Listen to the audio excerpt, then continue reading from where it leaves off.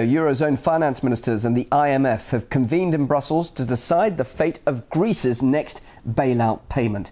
Their two previous meetings failed to reach any agreement. Without the bailout cash, Greece is likely to default and be forced to leave the single currency bloc. Well, for more on this, let's now talk to Patrick Young. He's writer and executive director of the investment consultancy DV Advisors. So Greece has met all the demands, Patrick, yet no decision so far. 3 meetings in the last 2 weeks. Why the delay? Why the procrastination? Oh, I think the procrastination is because there's not actually total clarity on just what the terms were Greece had to meet. And ultimately, lots of different, people in the whole agenda have been changing their mind on what they were going to accept from Greece all along. And throughout it, Greece has tried to meet lots of things, but at the same point in time, they've dragged their feet consistently. So ultimately, what we have is a hodgepodge ahead of a meeting, which is a hodgepodge of an entire euro fiasco going back 2 or 3 years. Main issue is, of course, to prove the country's debt and interest payments are sustainable by 2020. Is it realistic that Athens could achieve that?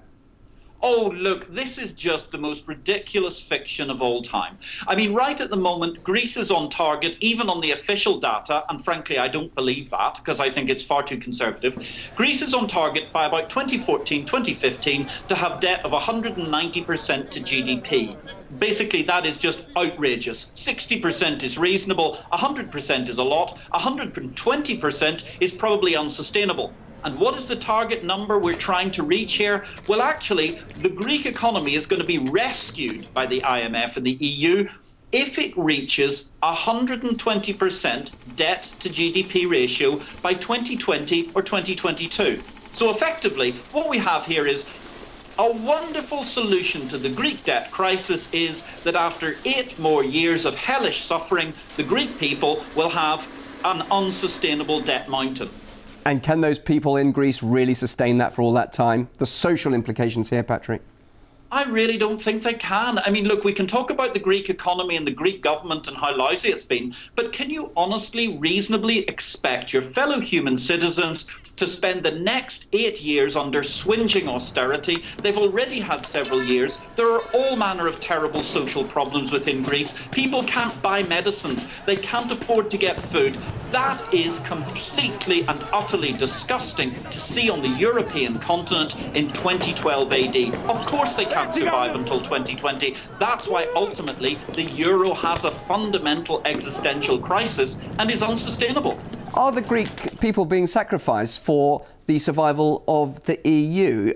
For example, if no decision is made today, wouldn't that be a disaster for the confidence in Brussels and the eurozone as a whole? They've got to be seen to be united on this and make a decision. Well, I think there's two things. I mean, first of all, are the Greek people being sacrificed? Yes. Very simple answer. Ultimately, is there confidence in the EU? Not really. I mean, what we've got is a kind of kinetic energy at the European Union level where they think that if they keep spinning and they keep talking and they keep telling us everything's okay, and ultimately people are wandering around the central square in Brussels, then everything's going to be absolutely fine. And do you know what it looks like? It looks like a Red Square army demonstration in about 1985. At that point in time, nobody believed that their Soviet communist empire could collapse, but if you looked at the numbers behind it, it was unsustainable. That's the mess the European Union's in, which is a tragedy because the European Union has done a great many good things for society, but ultimately the political elite, the elite of civil servants in the EU, are in la-la land compared to their normal citizens, and the poor Greeks are suffering badly as a result. You talked earlier about different views on the agenda. Is there perhaps an indication that the IMF and some Eurozone finance ministers really are getting pretty fed up with Greece and would rather cut them loose? I think there are a considerable number of people who would like to cut Greece loose at this juncture. A, because it's probably the most humane thing to do, but second of all, because ultimately the Greek government has simply failed to do anything that it has really been supposed to do in terms of privatization and so on. Many times it's enacted legislation, but failed to follow through. The taxation system in Greece is broken. All of these sorts of horrible things lead us to the fact that Greece is governed in a third world fashion at the moment, not in a first world fashion. And that ultimately is causing a huge amount of frustration with a great many EU finance ministers. some of whom because they've got lots of money, such as, say, Germany, Holland, and so on. Some of them because they've actually taken their medicine. The poor Irish, 20,000 people on the streets of Dublin at the weekend complaining about the austerity medicine they've had to take. And now they're hearing that the Greeks are going to get all manner of concessions in order to be allowed to get through the next hurdle and get their next bailout.